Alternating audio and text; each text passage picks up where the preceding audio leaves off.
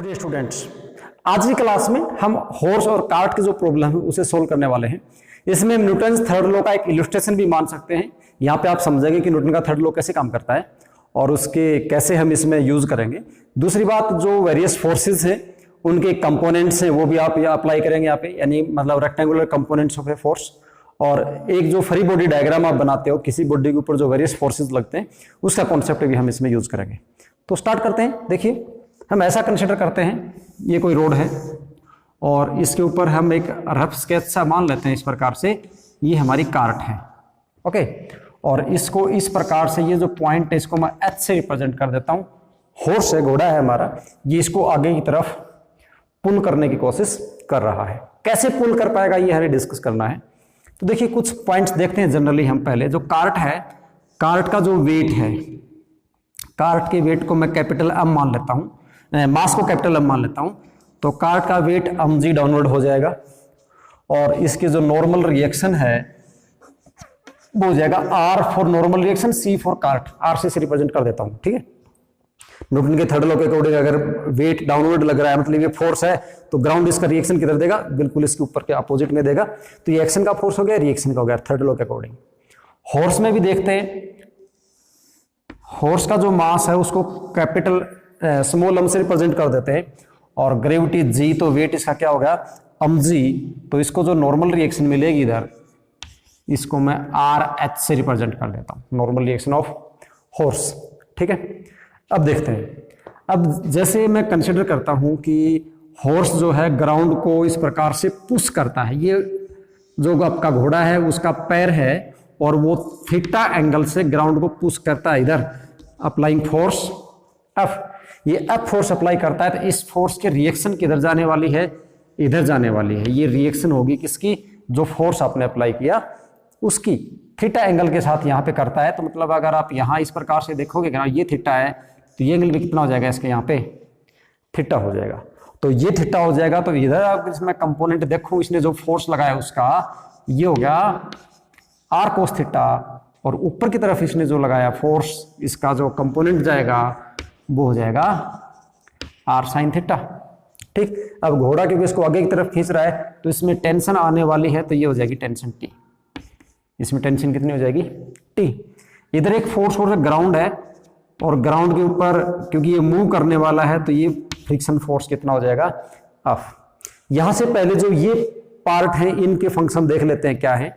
यहां से RC is equal to mg है, मतलब RC और mg इक्वल है, इसलिए ये कार्ट को यहाँ पे बैलेंस किए हुए है इक्विलिब्रियम पोजीशन में। कार्ट में इस प्रकार का अप डाउन किसी प्रकार का मोशन नहीं है, मतलब कार्ट इस प्रकार से ऊपर की तरफ फ्लाई नहीं करेगा और नीचे नहीं जाएगा, क्योंकि दोनों के दोनों बराबर है। इनका दोनों का नेट रिजल्टेंट 0 है। हॉर्स में देखेंगे, इधर हॉर्स का वेट कितना है, mg है, और इसको बैलेंस कौन कर रहा है, RH और r sin थीटा। RH प्लस r sin थीटा इज इक्वल टू mg रहेगा, तो घोड़ा बिल्कुल इस प्रकार से खड़ा रहेगा, वो गिरेगा नहीं।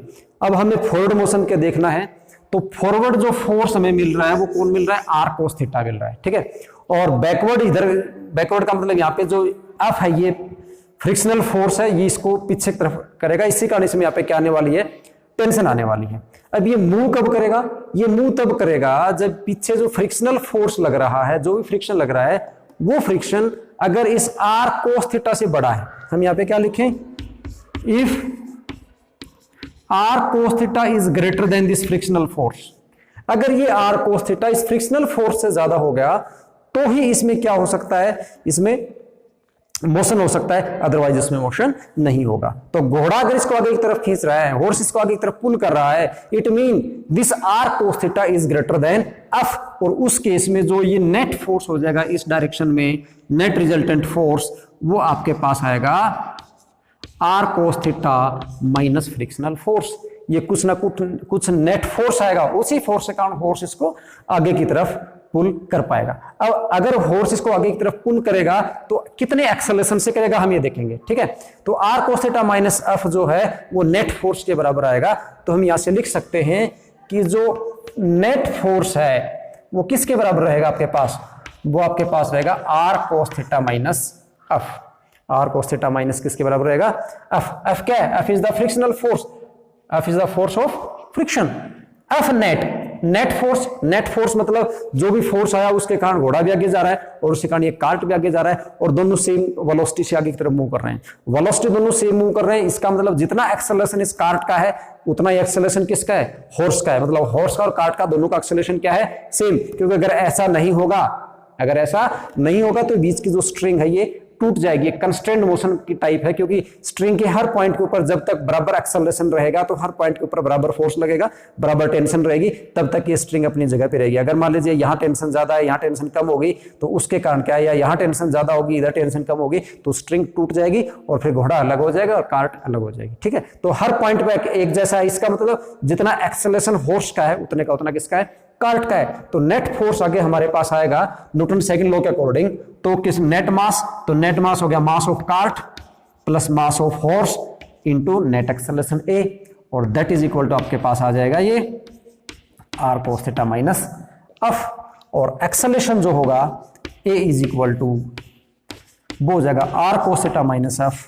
Divided by mass of cart plus mass of horse.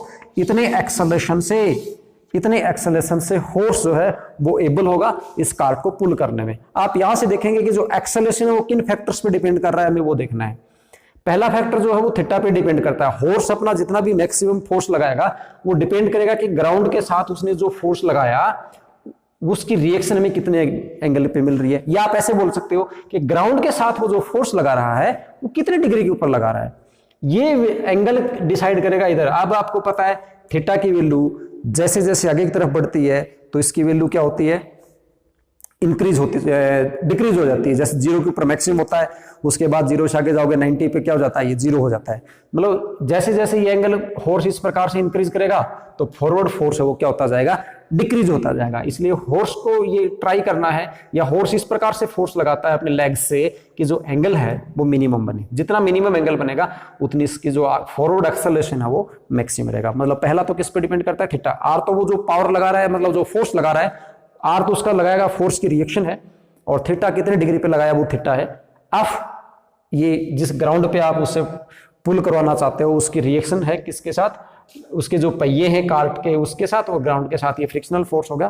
Cart में कितना मास है और हॉर्स का मास कितना है उसके अकॉर्डिंग उसका एक्सेलरेशन जो है वो होगा। ठीक है, तो ये इस प्रकार से हम यहाँ पे हमने क्या किया, रेक्टेंगुलर कंपोनेंट्स का कॉन्सेप्ट भी यूज किया है, फ्री बॉडी डायग्राम भी यूज किया। फ्री बॉडी डायग्राम मतलब यहाँ पे जो हॉर्स था हमने देखा हॉर्स पे कितने फोर्स लग रहे हैं, एक फोर्स ये लग रहा है, इधर फोर्स लग रहा है, ये फोर्स लग रहा है, तो यहाँ से हमने इनका नेट फोर्स देखा, तो इधर तो नेट फोर्स 0 आ गया, ये और ये, इधर तो किसी प्रकार का एक्सेलरेशन इसमें है नहीं, तो ये फोर्स तो इसका 0 आ गया, तो इसलिए इसको हम कंसीडर नहीं कर रहे हैं। हॉर्स आगे की तरफ जा रहा है इसलिए हमने इसको कंसीडर किया। तो ये कुछ लगा के हम हॉर्स और कार्ट की प्रॉब्लम है वो सोल्व कर देते हैं।